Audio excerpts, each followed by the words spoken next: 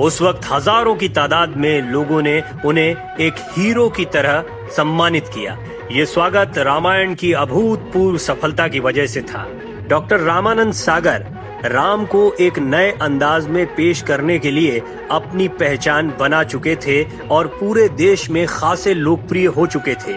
रामानंद सागर यहाँ अपने बेटे सुभाष सागर और अरविंद त्रिवेदी के साथ पहुंचे थे।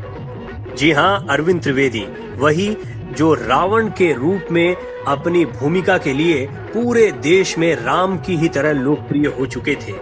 रामानंद सागर और अरविंद त्रिवेदी की एक झलक पाने के लिए पूरा उज्जैन मानो सड़कों पर उमड़ पड़ा था।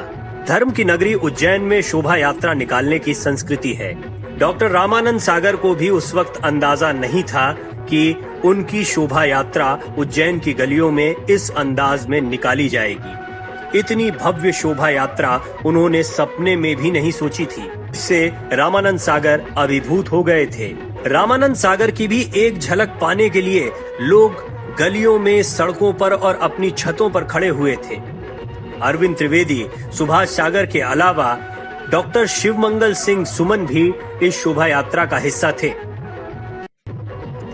ये स्वागत इतना भव्य था कि उज्जैन की गली गली फूलों से भर चुकी थी। पूरे शहर में एक उत्सव का माहौल था, मानो उज्जैन में कोई बड़ा त्योहार मनाया जा रहा है। इस पूरी शोभा यात्रा की सबसे खूबसूरत बात ये थी कि हर धर्म और मजहब का शख्स रामानंद सागर को देखने के लिए आया था, उनका स्वागत कर रहा था। क्या हिंदू, क्या मुसलमान, सभी डॉक्टर रामानंद सागर के गले में फूलों का हार डाल रहे थे और उनका स्वागत कर रहे थे।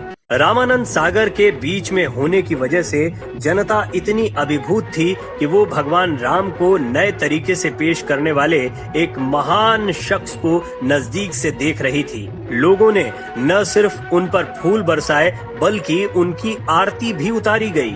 रामायण की अपार सफलता ने रामानंद सागर को हर घर तक पहुंचा दिया था। जब वो आए तो मानो ऐसा लग रहा था जैसे स्वयं भगवान राम को जनता देखने के लिए उमड़ पड़ी हो। और अब हम आपको दिखा रहे हैं वो तस्वीरें जहां डॉक्टर रामानंद सागर और रामायण में शिव भक्त रावण का किरदार निभाने वाले महाकाल के बड़े पुजारी अरविंद त्रिवेदी ने महाकाल का पूजन अर्चन किया। यहाँ पर पुरोहितों ने उनके साथ भगवान की पूजा अर्चना की। रामानंद सागर के साथ उनके बेटे सुभाष सागर, उनके छोटे भाई भी थे और साथ ही अरविंद त्रिवेदी भी इस पूजा का हिस्सा थे। आदि शंकराचार्य द्वारा स्थापित 12 ज्योतिर्लिंगों में महाकालेश्वर की अपनी महिमा है। सौराष्ट्रे सोमनाथम च श्रीशैले मल्लिकार्जुनम उज्जैन्याम महाकालम च ओंकारम ममलेश्वरम परल्याम वैद्यनाथम च डाकिन्याम भीमशंकरम सेतुबंधे तू रामेशम नागेशम दारुकावणे वाराणस्याम तू विश्वेशम च त्र्यंबकम गौतमी तटे हिमालये तू केदारम भुष्मेशम च शिवालये एतानि ज्योतिर्लिंगानि सायं प्रातः पठेन् नरः सप्त जन्कृतं पापम स्मरणेन विनश्यति। ओम नमः शिवाय के जय घोष के साथ 12 ज्योतिर्लिंगों में से एक भगवान महाकाल की पूजा अर्चना डॉक्टर रामानंद सागर और उनकी पूरी टीम ने की।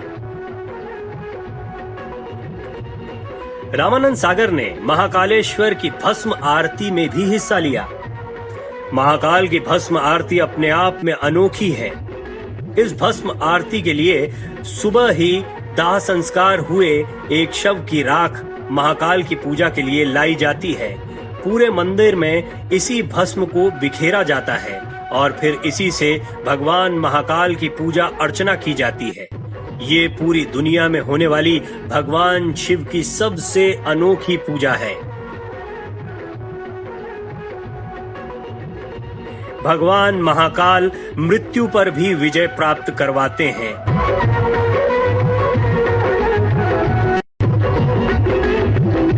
वो काल को भी हराकर मृत्यु से बचा लेते हैं और इसी प्रयोजन से इस भस्म आरती का आयोजन हमेशा हमेशा से होता रहा है।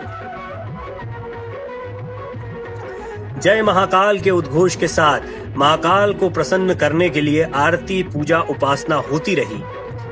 दूध से भगवान श्री महाकाल का अभिषेक किया गया और भगवान के अद्भुत श्रृंगार के साथ जितने भी संस्कार थे वो पूरे हुए।